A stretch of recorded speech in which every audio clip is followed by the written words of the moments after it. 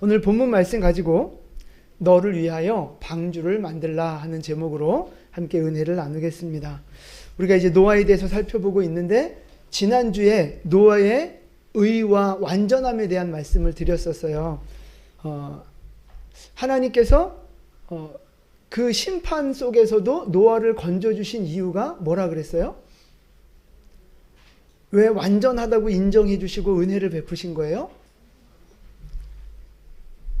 그렇죠. 예배자였기 때문에.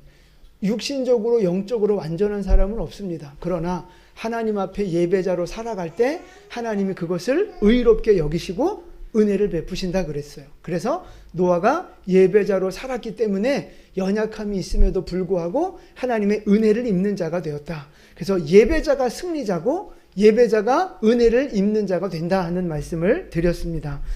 그 예배자를 통해서 하나님이 무슨 일을 행하시는 거예요?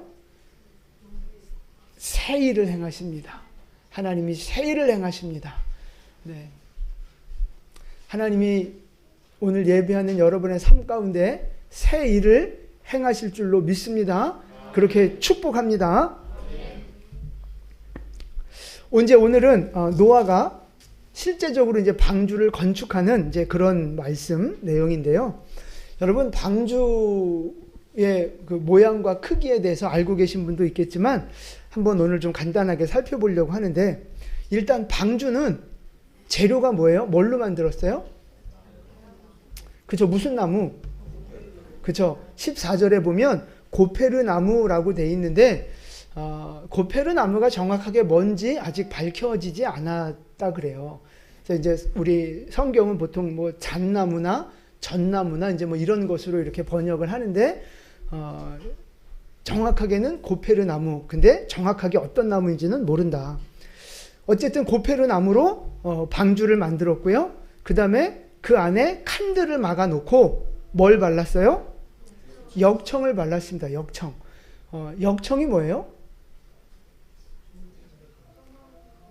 까만 거? 역청은요, 쉽게 말하면 그 아스팔트 우리가 깔면 까만 그 끈적끈적한 거 있잖아요. 이제 그게 석유에서 이제 추출 나오는 건데 그걸 이제 그 역청이라고도 불러요. 그런데 여기서 재미있는 퀴즈 하나. 여러분 그 석유와 석탄은 언제 만들어진 건지 아세요? 네, 우리가 이제 보통 우리는 홍수 이후에 수많은 생명체가 한꺼번에 이렇게 매몰되면서 만들어진 것이 석탄이고 석유다라고 우리는 생각하고 있는데, 근데 지금 노아 홍수 전이잖아요. 그러면 지금 땅속에 역청이나 석유나 석탄이나 이런 게 있어요, 없어요? 오늘 없다고 보는 거예요. 그럼 역청이 어디서 났어요?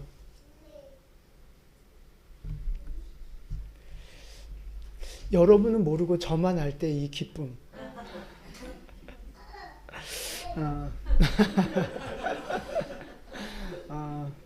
이 역청은요, 석유에서 일반적으로 뽑아내지만 석유에서만 나오는 게 아니고요, 나무 진과 숯을 가지고 만들었다 그래요.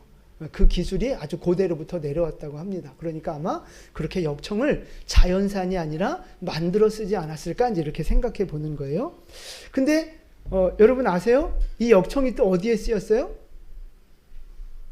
그쵸, 모세 그 아기 모세 갈대 상자, 거기도 역청을 발랐단 말이에요.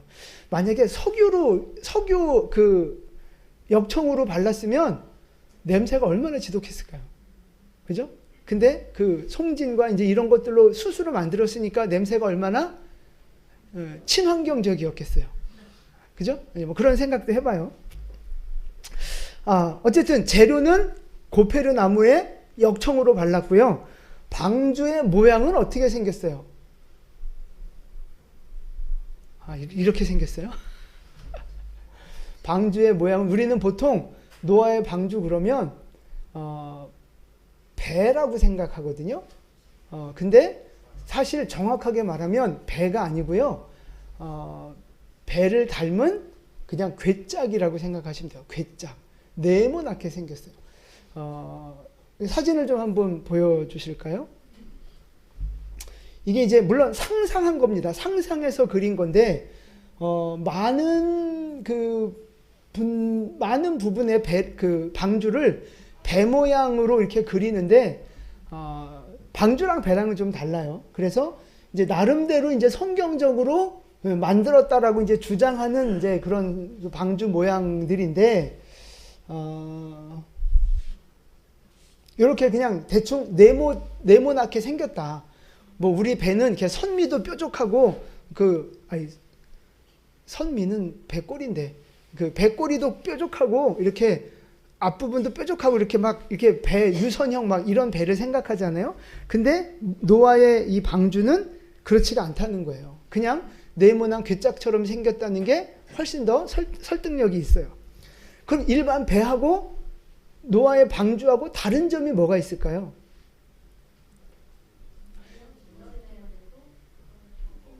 그렇죠. 배에 있는데 방주에는 없는 게 있어요. 그게 그렇죠. 일단 키가 없어요. 키. 방향을 잡아주는 키가 없어요. 또 노가 없어요. 또 놋과 함께 동력을 얻을 수 있는 게 돛이잖아요. 돛도 없어요.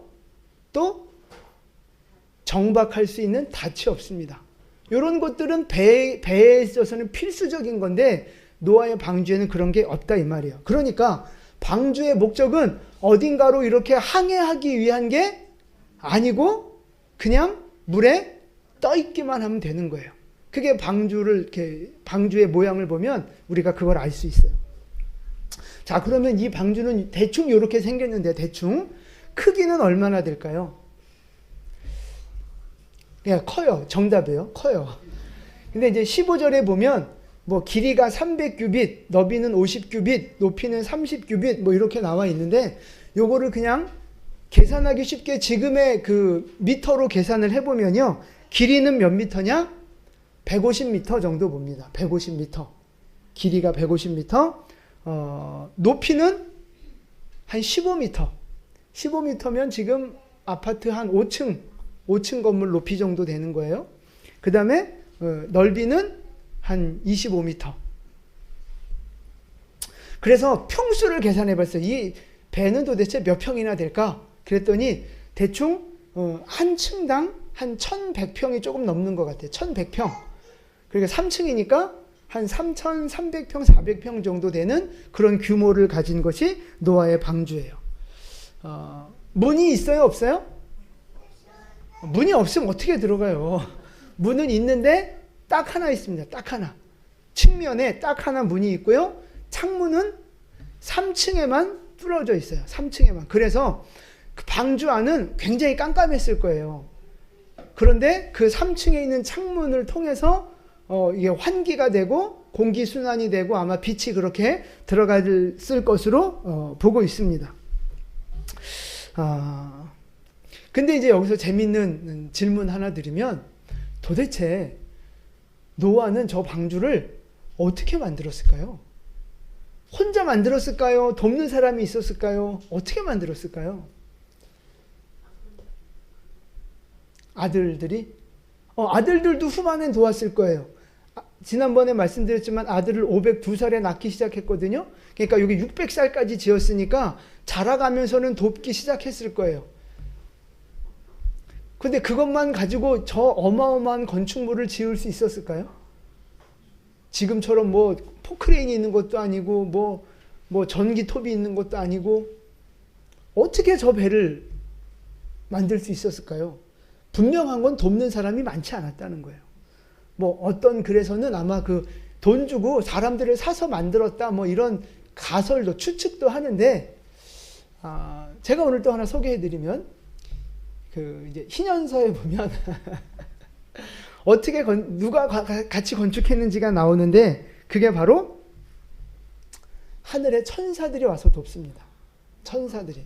그러니까 근데 그게 허무맹랑한 얘기가 아니라 다니엘서에 가보면 거기에서 순찰자들이라고 나오거든요. 하늘에서 내려오는 순찰자들이 다니엘의 환상을 뭐 이렇게 해석해주고 도와주고 뭐 그런 장면들이 나오는데 그 순찰자가 이 태초의 시대에도 있었다고 보는 거예요.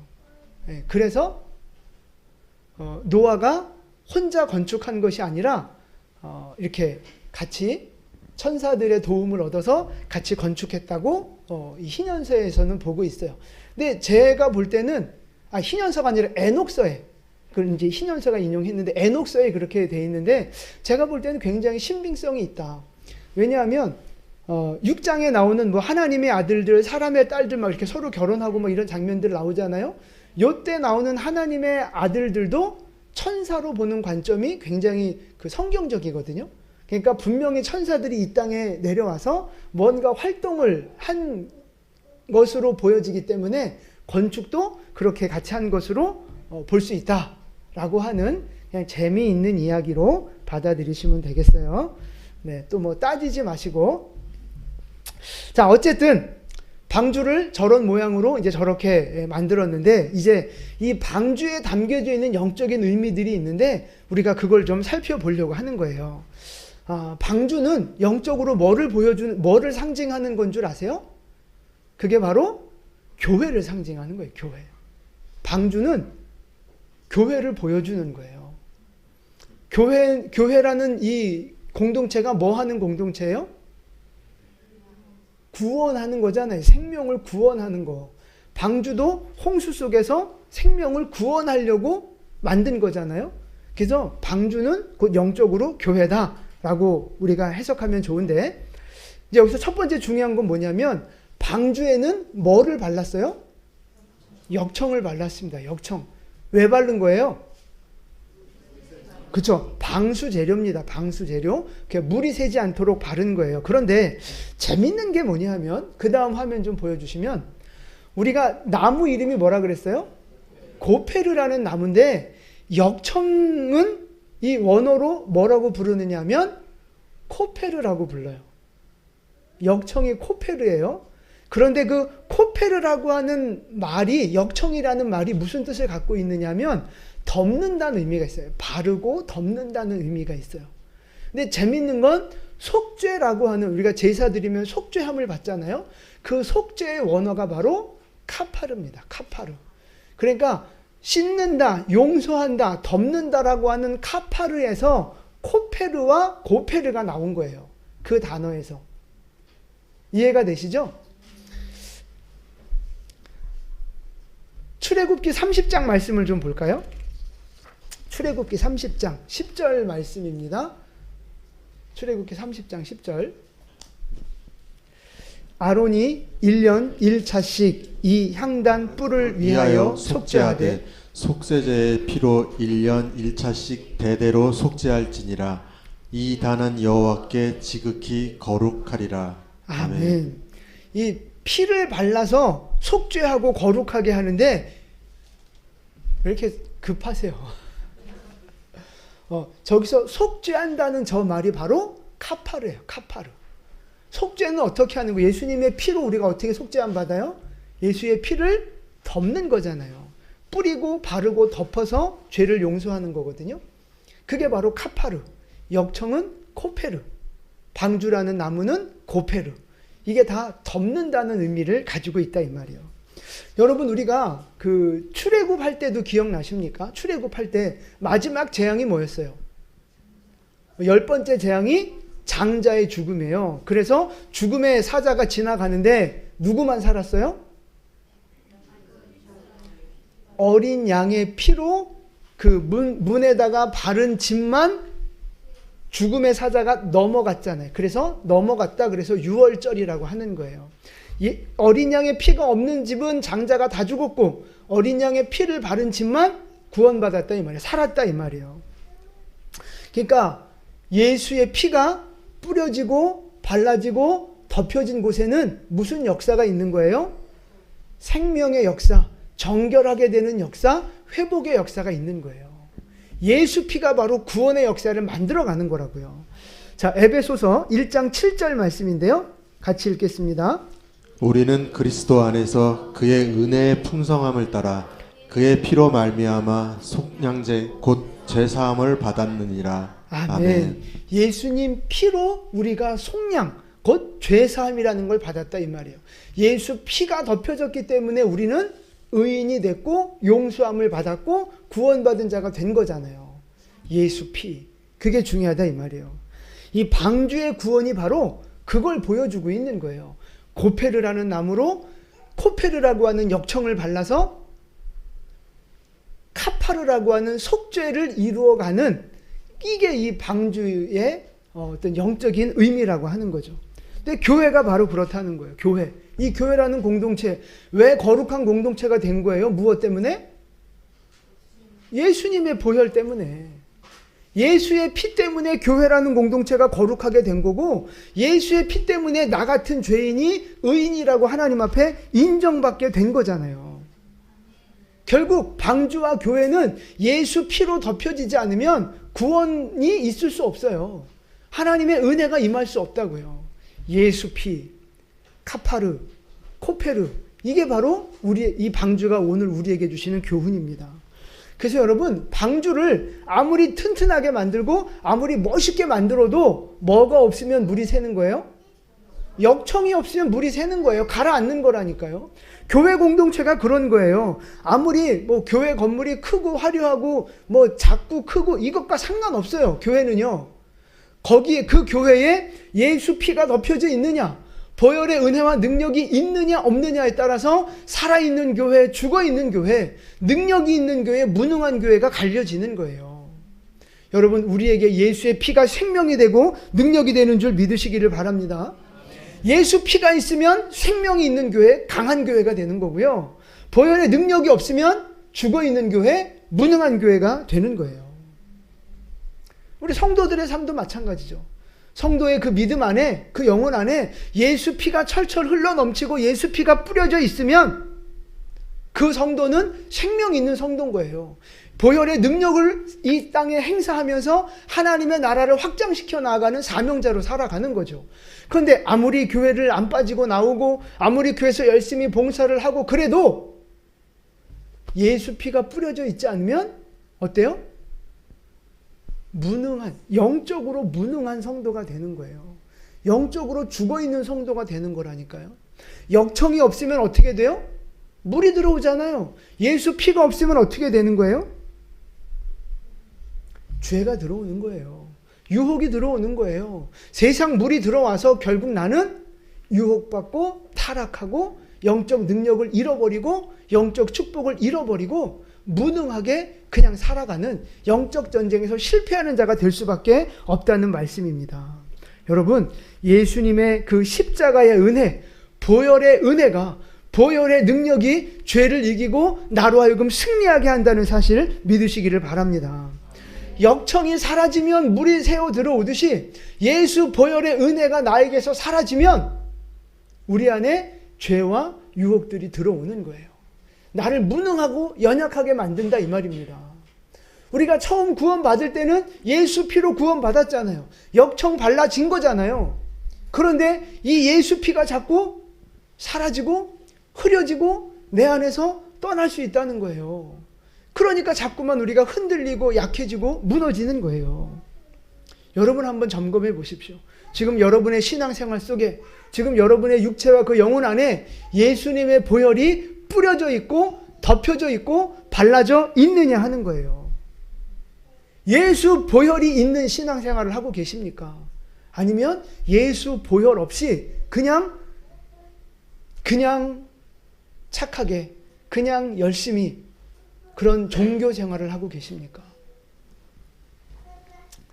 예수 피의 능력으로 사는지 안 사는지 여러분 그걸 어떻게 알 수 있어요?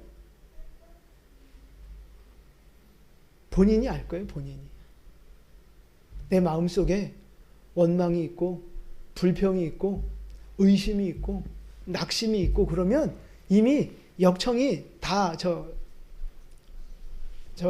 없어져 가지고 물이 들어오고 있는 거예요. 예수 피가 사라져서 자꾸만 우리의 영혼 안에 죄가 들어오고 유혹이 들어오고 세상의 것이 들어오는 거죠. 인간의 것이 자꾸 들어오는 거죠. 끊임없이 죄가 우리를, 여러분 계속해서 죄에 넘어지는 사람들이 있잖아요. 계속해서 똑같은 죄에 넘어지는 사람들. 왜 그런 거예요? 보혈의 능력이 사라지니까 그런 거예요. 똑같은 물 새는 곳으로 계속 물이 새잖아요.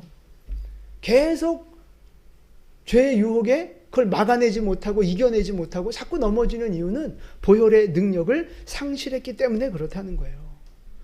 혹시 여러분 안에 그런 어떤 부정적인 생각들, 의심과 낙심과 원망과 절망과 우울과 이런 것들이 있다면 여러분 지금 빨리 보수하셔야 되는 거예요. 예수 피를 바르셔야 되는 거예요. 역청으로 방수를 하듯이 예수 피로 우리의 영혼을 덮으셔서 세상의 것이 내 안에 들어오지 못하도록, 죄가 내 안에 들어오지 못하도록 예수 피로 덮는, 예수 피를 뿌리는 살아있는 믿음이 되어지기를 예수님의 이름으로 축원을 드립니다. 그래서 그런 기도가 필요해요. 예수 피를 덮고 예수 피를 뿌리고 예수 피를 부어달라는 그 기도가 우리에게 항상 필요한 거예요. 여러분, 항상 필요합니다. 한번 따라서 해보세요. 예수 피를 덮어주세요. 예수 피를 부어주세요. 예수 피를 뿌려주세요. 여러분의 기도 속에 이 예수 피가 항상 들어가 있어야 돼요. 그래야 영적 전쟁에서 승리할 수 있는 겁니다. 그래서 찬양을 해도 보혈 찬양, 그걸 많이 하셔야 돼요. 한국교회가 영적으로 약해지는 이유 중에 하나가 저는 이 찬양도 한몫한다고 봐요. 요즘 찬양 보면 보혈에 대한 찬양이 별로 없어요. 무슨 찬양이 많아요? 막 위로하고 우리의 마음을 터치해주고 막 뭐 그런 것들이 대부분이에요. 진짜 보혈의 능력을 믿고 바르고 영적 전쟁을 선포하는 찬양이 많지 않아요. 그냥 연약해서 이렇게 하나님 앞에 끌려가는 그냥 그런 신앙, 그런 찬양들. 그러니까 영적 신앙이 자꾸만 약해져 가는 거예요. 여러분, 예수 피가 여러분 가운데 충만하게 부어지기를 축복합니다. 여러분, 죄를 이긴다는 게 내 힘과 의지와 결단으로 가능한 거예요? 가능해요? 여러분, 의지와 결단으로 가능한 거예요? 죄를 이기는 삶이? 천만의 말씀, 만만의 콩떡, 불가능한 거예요.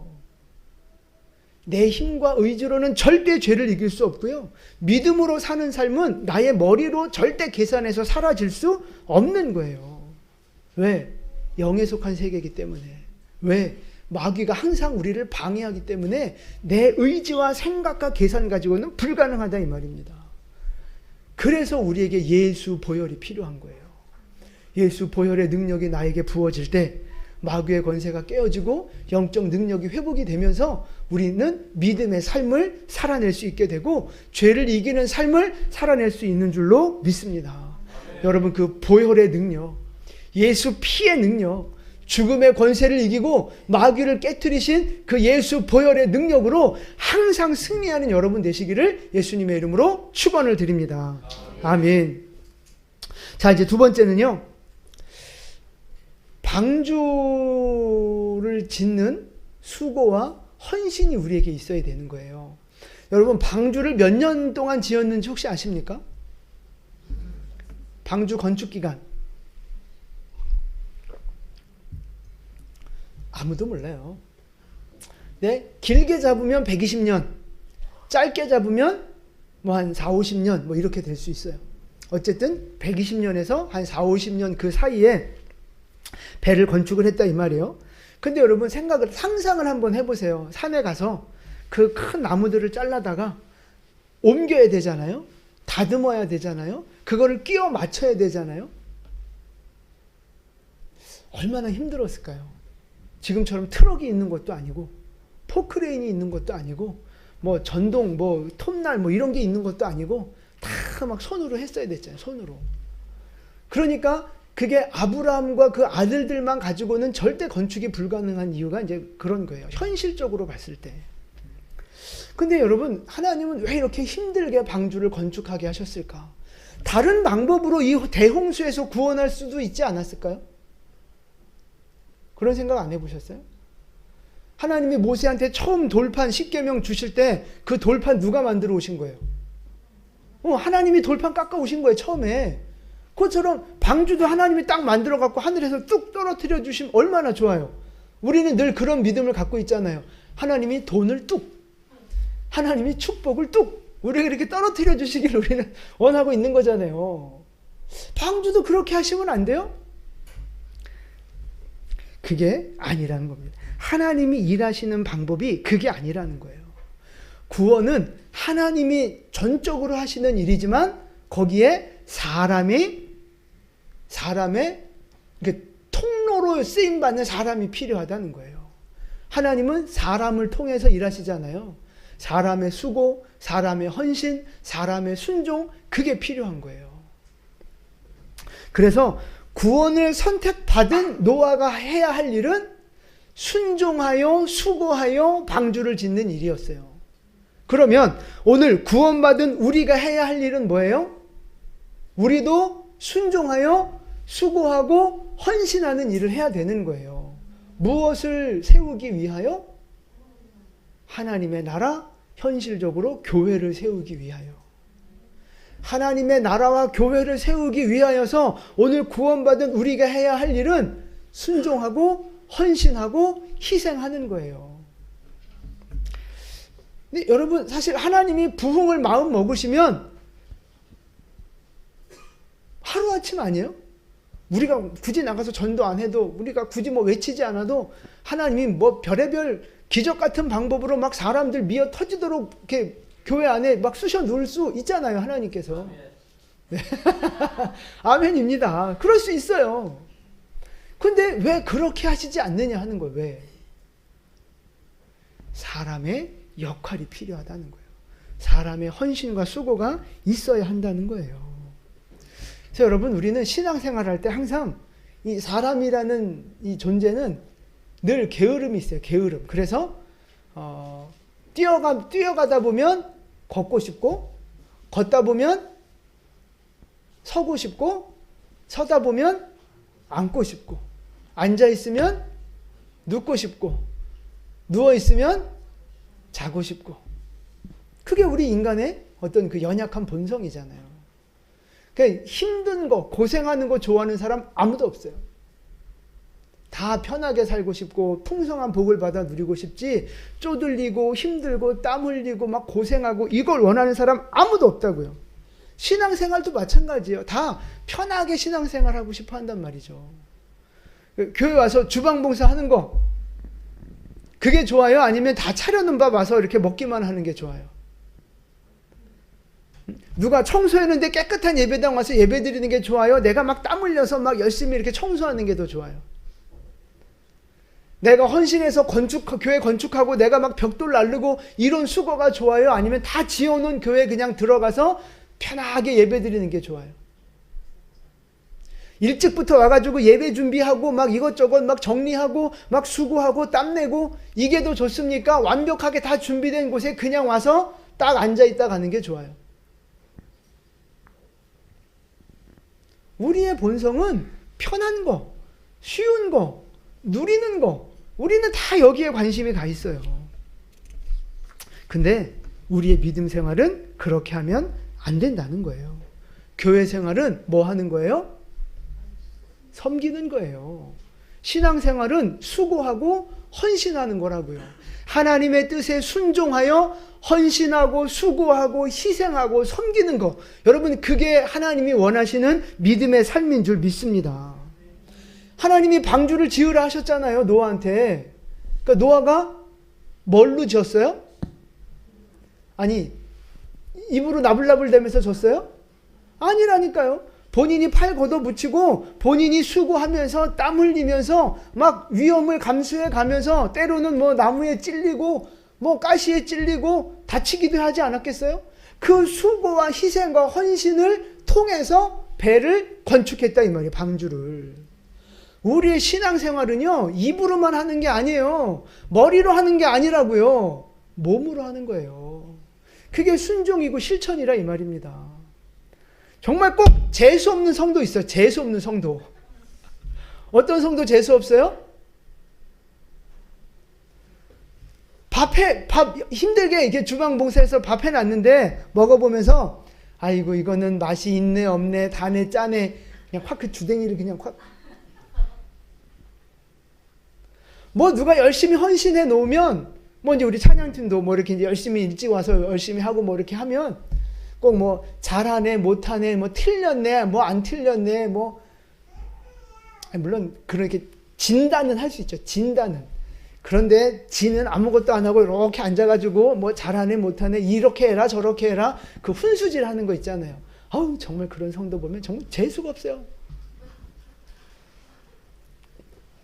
아니, 우리 교회는 그런 분이 없으니까 내가 얘기하는 거예요. 아멘. 그래서 여러분 하나님께서 여러분을 우리 영광교회로 부르셨고 하나님의 나라를 위한 사명자로 부르셨다면, 여러분에게 그 믿음이 있다면 여러분 뭐 하셔야 돼요? 순종함으로 헌신하시고 희생하시고 섬기시고 영혼들을 위해서, 교회를 위해서 마치 방주를 짓듯이 그런 수고와 헌신이 우리에게 있어야 된다 이 말이에요. 교회를 위한 사역과 수고가 없으면 그 하나님이 원하시는 신앙생활을 하고 있는 거 아닙니다. 뭐라도 하셔야 돼요. 뭐라도 하셔야 돼요. 교회를 위해서, 하나님 나라를 위해서 뭐라도 하셔야 돼요. 그게 사명자의 삶이에요. 근데 많은 분들이 뭐 항상 뭐 무덤 없는 핑계 없다고 항상 핑계가 있죠. 무슨 핑계가 제일 많아요? 바빠서, 또 아파서. 뭐 집사님이 아픈 건 제가 인정합니다. 바빠서, 아파서, 피곤해서, 나이 많아서, 뭐 배운 게 없어서, 믿음이 없어서, 하여튼 핑계도 많아. 어쩜 그렇게 머리가 좋은지 몰라. 핑계 찾아내는 머리는 정말 좋아요. 핑계가 그렇게 많아. 뭐 찔리나 보다. 근데 여러분, 이 핑계 저 핑계 아무리 많은 핑계를 갖다 대도 그래도 우리가 할 수 있는 게 있어요. 그래도 닥치고 우리가 할 수 있는 게 있다고요. 그게 뭐예요? 교회에 나와 앉아 있는 거. 이 자리를 지키는 것부터가 시작이고요. 그리고 기도하는 겁니다. 전도하는 거예요. 이거 나가서 꼭 뭐 이거 전하고 뭐 꼭 외치고 뭐 이것만이 전도가 아니잖아요. 전화도 있고 기도도 있고 내가 아는 사람들, 자녀들 얼마든지 복음 전할 수 있잖아요. 내가 아파서 누워 있어도 교회를 위해서, 영혼들을 위해서 얼마든지 기도할 수 있는 거잖아요. 그거는 누구나 모든 사람이 할 수 있는 거잖아요. 여러분 그거부터 하시는 거예요. 그거부터. 아멘 좀 하세요. 하기 싫으니까 아멘 안 하시는 거죠 지금. 그거부터 하시는 거라고요. 거기에 더해서 건강이 허락이 되고 시간이 허락이 되고 물질이 허락이 되면 거기에서 이제 조금 더 내가 할 수 있는 걸 헌신하는 거죠. 그런데 무조건 못한대. 무조건 나는 바쁘고 시간 없고 믿음 없고 돈 없고 다 없어서 자기는 무조건 못한대. 그러면서 하나님 앞에 바라는 건 얼마나 많은지 몰라요. 그냥 하나님이 주시겠어요? 괘씸죄에 걸려가지고. 물론 하나님은 저보다 마음이 넓으시니까 주실 수도 있어요. 근데 여러분 우리의 믿음이 그러면 안 된다는 거예요. 수고해서 방주를 건축하듯이 교회를 위해서, 교회를 교회되게 세우기 위한 기도의 수고, 육체의 수고, 물질의 헌신, 이게 우리에게 반드시 있어야 된다는 거예요. 여러분 그렇게 헌신함으로, 수고함으로 교회를 세워나가는 믿음이 되어지기를 축복합니다. 근데 이렇게 헌신하라고 그러면 꼭 오해하는 사람들이 있어요. 목사님 좋으라고. 그 교회 부흥되면 누가 좋아요? 목사님만 좋은 거지 뭐 이런 사람들이 있어요. 근데 여러분 잘 보세요. 오늘 14절 말씀 보세요. 14절 우리 같이 한번 읽겠습니다. 너는 고페르 나무로 너를 위하여 방주를 만들되. 네, 거기까지요. 고페르 나무로 누구를 위하여 방주를 만들어요? 너를 위하여 만들라니. 너를 위하여. 이 노아의 방주는 지금 누구를 위해서 만드는 거예요? 노아를 위해서 만드는 거라고요. 튼튼하게 만들어야 자기가 살아요. 역청을 왕창 갖다가 잘 발라야 자기가 사는 거예요. 이 방주의 헌신, 방주를 건축하는 헌신을 명령하신 이유는 노아 자신을 위해서 명령하신 거예요. 방주를 짓는 노아 자신도 이걸 잘 지어야만 내가 사는 거예요. 이 수고와 헌신은요, 교회를 세우라는 수고와 헌신의 명령은 결국엔 나 자신에게 복 주시기 위한 하나님의 사랑인 줄로 믿습니다. 여러분, 교회가 부흥하고 교회가 성령 충만해지고 교회가 더 건강하게 세워지면 누가 좋은 거예요? 누가 좋아요? 네, 물론 목사님도 좋고 여러분도 좋고 다 좋아요. 하나님께도 영광이고 다 좋아요. 그런데 가장 기본적으로, 가장 근본적으로 그게 누구의 복이 되는 거예요? 내 복이 되는 거예요, 여러분. 여러분이 교회를 세운 것만큼 여러분에게 복이 되는 거예요. 여러분이 말씀의 은혜를 깊이 경험하는 것만큼 누구에게 복이 돼요? 여러분에게 복이 되는 거예요. 여러분이 기도를 많이 하고 기도의 깊이가 깊어질수록 그게 누구에게 복이 되는 거예요? 나한테 복이 되는 거예요. 내가 정말 사랑하고 헌신하고 수고하고 땀 흘려 희생하고 봉사하는 그것이 결국엔 누구에게 복이 되는 거예요? 나에게 복이 되는 거라니까요. 하나님이 상급 주시고 하나님이 갚아주시고 이 모든 헌신을 하나님을 향한 제물로 받으셔서 하나님이 갚아주신다는 거예요. 여러분, 하나님이 욕심 챙기려고 헌신해라, 헌금해라 이렇게 말씀하시는 분이 아니에요. 왜 헌신을 요구하세요? 복 주시려고. 우리에게 복 주셔야 되는데 복 주셔야 할 명분이 필요한 거예요. 이유와 근거가 필요한 거예요. 그러니까 작은 헌신을 받으시고 바가지로 축복을 주시겠다고 하는 거예요. 지금 우리가 왕의 제정하면서 11조 이야기도 하고 있는데 11조가 그런 거잖아요. 심는 씨로 우리에게 주신 거잖아요. 심는 씨로. 그 힘들고 어려운데 11조 내는 거 부담이잖아요. 돈이 있을 땐 있어서 부담이고 돈이 없을 때는 없어서 부담이고 부담이에요. 근데 하나님 왜 이렇게 부담스러운 거 시키시는 거예요? 왜 그거 조금밖에 없는 거 그거 마저 빼앗아 가셔야 되겠어요? 하나님은 왜 그러신 거예요? 우리에게 복을 부어주시기 위해서 그 작은 걸 하나 심으라고 하시는 거예요. 여러분, 씨앗 먹는 게 더 좋습니까? 심는 게 더 좋습니까? 먹어버리면 그걸로 끝이에요, 한 번. 그러나 심으면 30배, 60배, 100배, 1000배, 만배로 거둬주는 게 씨앗이잖아요. 11조의 축복이 바로 그거라고요. 그러니까 결국 하나님이 우리에게 11조뿐만 아니라 모든 헌신을 요구하시는 이유는요, 우리에게 복 주고 싶어서 그러신 거예요. 복 주어야 하는데 명분을 만드시는 거예요. 네가 나한테 요금 하나만 줘, 하나만. 그럼 내가 너한테 바가지로 부어줄게. 이게 바로 하나님의 약속이고 하나님의 사랑의 마음인 줄로 믿습니다. 여러분, 하나님 나라 위해서 헌신하십시오. 교회를 그냥 어디 뭐 동호회 뭐 이렇게 왔다 갔다 하는 것처럼 관리하는 사람 따로 있고 나는 거기 가서 누리고만 오면 되는 요렇게 생각하시면 큰 착각이에요. 그 교회는 내가 섬기고 내가 수고하고 내가 헌신해서 내가 세워가야 할 공동체인 줄 믿습니다. 그럴 때 내 삶에 하나님이 복을 부어주시는 거예요. 방주의 건축은 나 자신을 위해서 하는 겁니다. 여러분에게 이 깨달음과 믿음이 있게 되기를 축복합니다. 자, 마지막 말씀인데요. 교회는 하나님이 이끌어 가신다는 거예요. 자, 배에는 있는데 방주에 없는 게 뭐라 그랬어요? 키, 닷, 돛, 노 이런 게 없다 그랬잖아요. 스스로 움직이고 방향을 잡을 수 있는 게 방주에는 하나도 없어요. 그러니까 결국 방주는 누가 인도하겠다는 거예요? 하나님이 인도하시겠다는 거예요. 하나님의 속도로, 하나님의 방향으로, 하나님의 방법으로 하나님이 인도해 가시는 것이 바로 교회 공동체고 우리 성도들의 삶이 바로 그렇다 이 말입니다. 교회와 우리 성도들 무엇을 따라갑니까? 인생의 목표가 뭐고 목적이 뭐고 어떤 방법으로 살아가야 되는 거예요? 하나님이 주신 비전을 따라 하나님이 주신 사명을 따라 하나님이 명령하신 방법대로 하나님이 말씀하시는 그 속도대로 그렇게 살아가는 게 교회 공동체와 성도들의 모습인 거예요. 내가 계획하고 내가 결정해서 내 방법대로 그냥 막 이렇게 인생을 살아가는 사람들이 있잖아요. 그 하나님의 방법 아닙니다.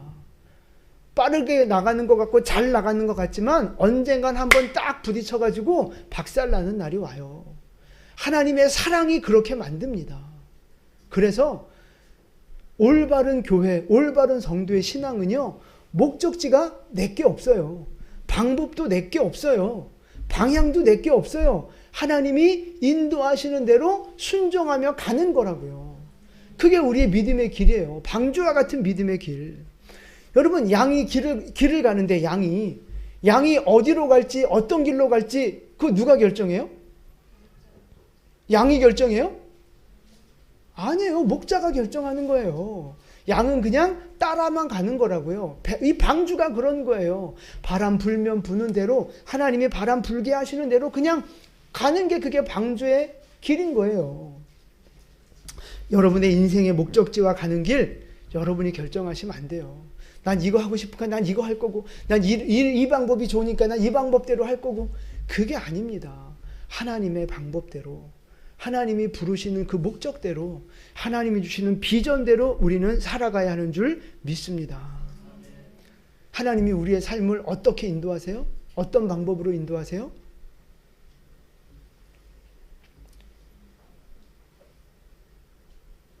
말씀과 기도로, 말씀과 성령의 인도하심으로 우리의 삶을 이끌어 가시는 거잖아요. 시편 말씀 119편입니다. 105절 같이 읽겠습니다. 주의 말씀은 내 발의 등이요 내 길의 빛이니라. 아멘.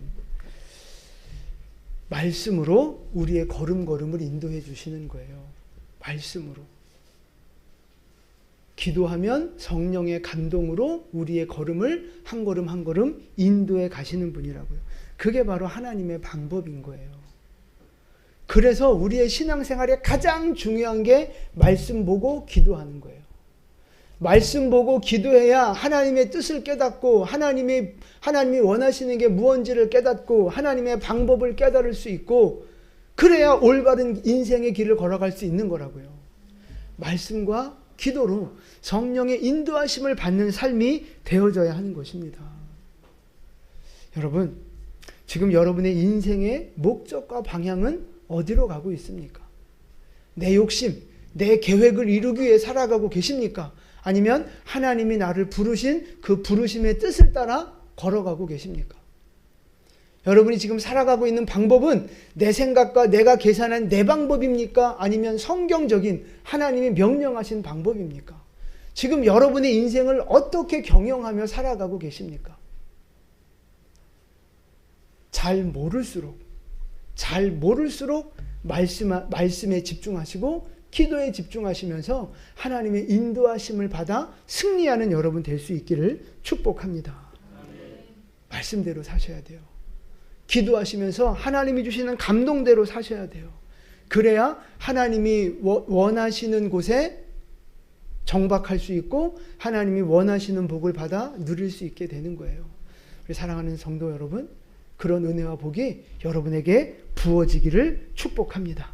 그래서 하나님께 쓰임받는 인생 되시고, 그를 쓰임받을 뿐만 아니라 하나님이 주시는 풍성한 복을 받아 누리는 우리 모든 성도님들 되실 수 있기를 예수님의 이름으로 축원을 드립니다. 아멘. 기도하겠습니다.